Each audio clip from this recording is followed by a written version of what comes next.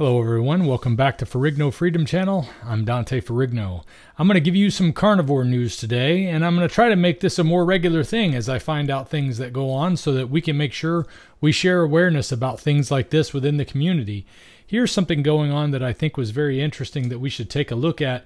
The Epic Times reported a nationwide recall for over 16,000 pounds of ground beef over E. coli concerns. The United States Department of Agriculture is recalling over 16,000 pounds of raw ground beef due to suspected E. coli contamination. E. coli infection can cause a range of symptoms, each one unpleasant in its own way, and it's not uncommon to experience diarrhea, stomach cramping, vomiting, or nausea if the bacteria are ingested. The elderly and young children are most at risk to adverse reactions, and those with suspected cases are encouraged to seek medical care immediately.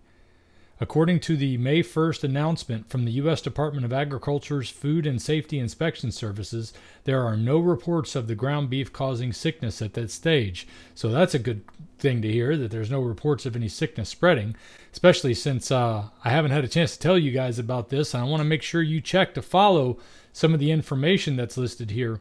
The recall was issued by Pennsylvania-based Cargill Meat Solutions, which distributes meat around the country. The USDA's announcement says the possibility affected beef was shipped to Walmart stores nationwide.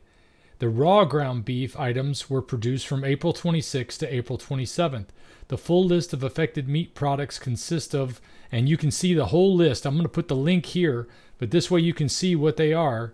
I don't want to try to read all this out right here, but you can see them. If you want to take a screenshot of this or save it or something like that, you can also save this one, and you've got the whole realm of everything that you need to keep an eye out for. The labels of the products under suspicion of E. coli contamination don't have the Cargill name and are instead branded under All Natural label. All the products under the recall notice have the USDA mark of inspection on the front of the label product, and the establishment number is 86P printed on the back of the product label. According to the FSIS, the issue was raised after Cargill Meat Solutions identified previously segregated products had been inadvertently utilized in the production of ground beef.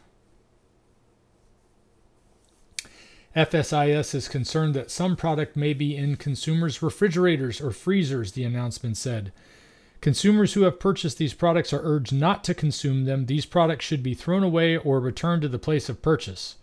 Well, I hope they can be returned. That's what a recall is all about, right? Thrown away. Only last week, the USDA issued a recall alert for nearly 8,220 pounds of frozen meat pizzas because they contained misbranding and an undeclared allergen. According to the USDA, the items subject to the recall were manufactured by 802 VT Frozen in Newport, Vermont between April 25th and April 25th. Okay. They were sold at stores in Connecticut, Maine, Massachusetts, New Hampshire, New York, Rhode Island, Vermont, and distributed to fundraisers in those states. So there you have it. You need to check your meat in your refrigerators if you bought any meat from Walmart, or if you had any frozen meat pizzas.